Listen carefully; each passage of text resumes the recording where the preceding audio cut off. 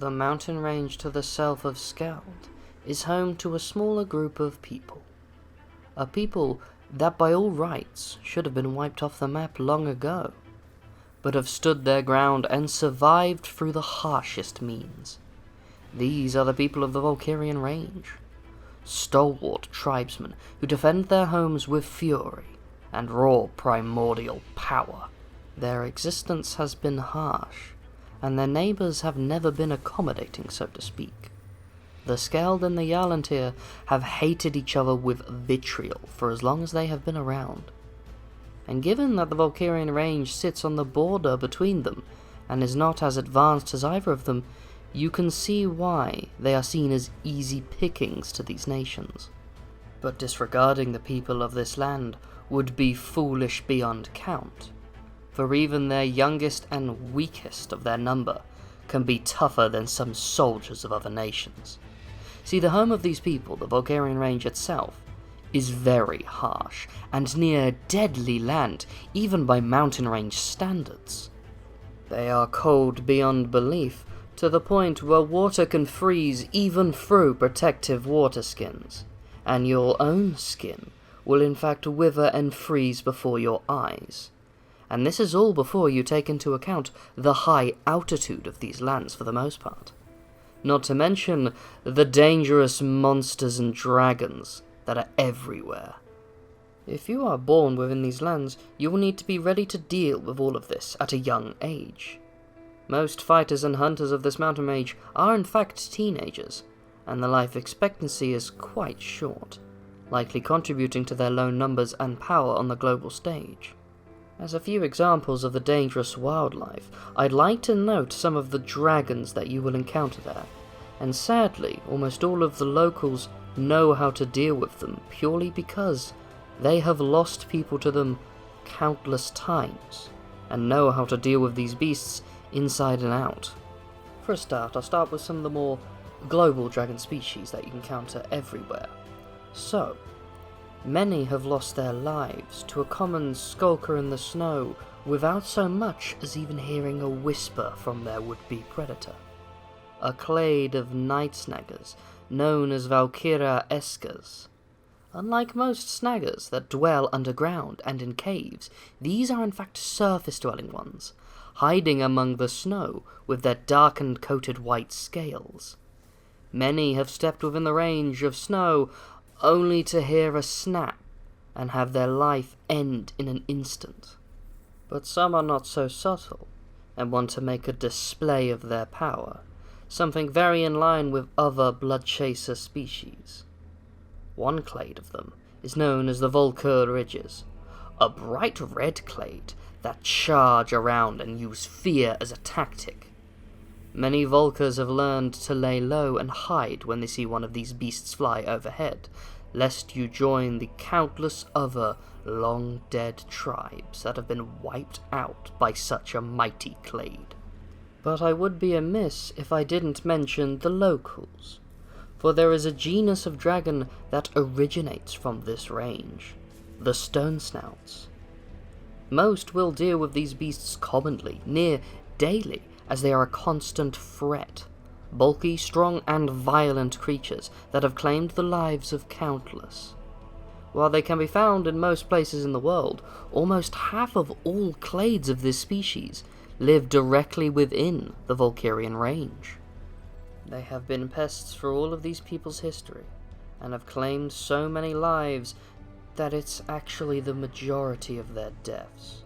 But having heard of all of this, of the harshness of this land, you might wonder, why would anyone willingly choose to stay here and live in this place? It sounds absolutely awful. And while there are many reasons to stay, the first and foremost being how rich in materials this place actually is, as well as a myriad of special near-mythicals materials that can only be found in this strange range. But there are two of them that are famed above all the others, something that are quite famous for this land, and for the same reasons and properties. There is a stone and a metal, and both of these materials, through unknown means, are not only able to conduct lightning, but generate it and harness it in a way most lethal. and strangely enough, it is only ever useful in the hands of a Valkürian. They seem to be the only ones who can actually unlock these properties. The first is the metal known as Thundersteel, which is a very misleading name as it's not an alloy like steel is, but it's more akin to a very powerful natural form of iron. Which, as a side note, imagine if these people were advanced enough to make alloys. The materials that they would potentially be able to make, it's quite frightening.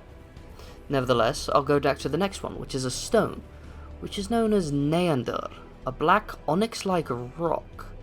But little is known about this one to outsiders, other than it is found deep underground and has the same elemental properties. Oh, also the land is very rich in gold, which is just a nice plus and something everyone wants. In fact, most invasions are here purely to take the resources. While the extra land is a plus, it's really these valuable materials what they're after.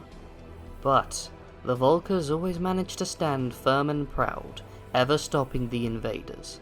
They are, in my humble opinion, some of the biggest badasses you will find in the entire land. And, well, they sort of have to be, given the environment they're raised in. I once met a rather vulgar marauder who described the people of this land thusly. When the Valkyrs need to defend their land, they cover themselves in war paint, grabbed the biggest axes you have ever seen, and run at you with the biggest balls you could ever imagine, making sure they have been screaming at you the whole time. Which I'm pretty sure was an exaggeration and meant to be endearing, but I found it quite funny nevertheless. And keep in mind, I'm just talking about the civilians of this land, not the actual warriors. I'll get to them in a bit more later, but for now I wish to talk about their culture, as it leads into this.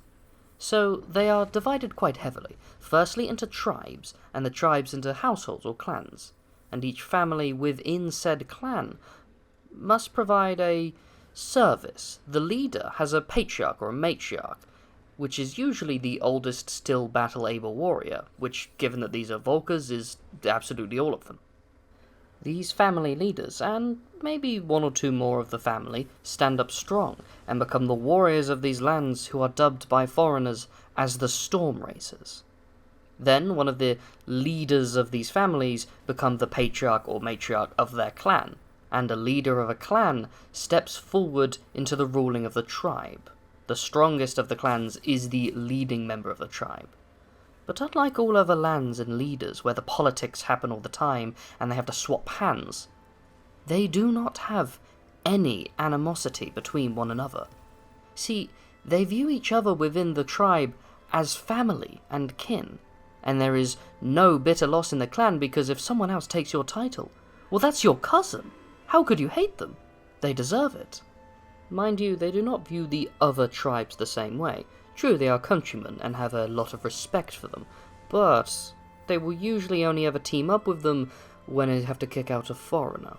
Which brings me to the biggest problem these people actually have in their culture. See, by all regards and standards, they're actually quite racist and xenophobic. They despise the foreigner, to the point where they actually see it as a virtue to hurt and harm them, to kick them out of their lands, or just to attack them. It is rare when foreigners are allowed into the lands, let alone accepted by a tribe. But to be perfectly fair, I can hardly blame them for this.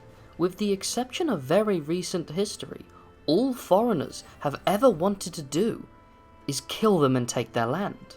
That is the only interaction they have ever really had with the outside world, so it's no wonder that they became completely isolationist. But that being said, there was that piece of recent history I mentioned. There is something that is starting to change. In the past, a stormraiser's only role was to defend their tribe and home. Sometimes they would form small raiding parties and go on the offensive, but for the most part, it was only about this. But that has recently changed. See, half of them stay in their homes and tribes to defend them, and the other half go and defend the famed Valkyrian sanctuaries, ancient temples built long ago by a long-dead culture. And the most interesting thing about this is the Skeld gave it to them. See, about a generation ago, there was a Queen of Skald who apologized to the Valkyrian people, and gave them the sanctuary as well as some land that they took off them as recompense, and recognized their independence, provided they also keep the Jarlantir in check, and protect the southern border. While it only took about one generation for the Skald to go back on this, the Valkürians have kept their oath, and still hold and protect the sanctuary and the border to this day. True warriors of their word. Perhaps this little push was what they needed to step into the world again. This little stance is what's made them go back into the world's politics. And they are advancing at an alarming rate. See, due to this more common contact, they have started getting better with technology. Well, as an example, they only really started forging Thundersteel to deal with the Skald, and it was only a few hundred years ago that they actually learned to tame the Stone Snouts in retaliation to the Jarlantir. Perhaps this is actually a good thing for them. They've learned that isolationist isn't the best order, and keeping contact with the outside world, though at a distance, is the right thing. And I think I've even seen more and more stormraisers travelling out and about around the world, maybe on order of their tribe or even clan, to gather resources or on a mission for them, maybe even serving as mercenaries to gather coins for their families. And since the end of the major conflicts, their population is slowly growing again, so perhaps they're just getting more numerous. Hell, maybe they're even some exiles. It's really hard to tell without asking them, but I don't want to be a bit too rude, and they'd probably be able to break me in half just by looking at me. I'm sure not all will agree with me on this, but I for one am happy to see these people back in the stage, and surviving, maybe even thriving. But regardless, I think it's time for another drink. Thank you for listening to my tales. I am the Ashspawn. Feel free to leave a like, comment, or subscribe. It would really mean a lot to me. But, till next we meet, fellow traveller, have a good day,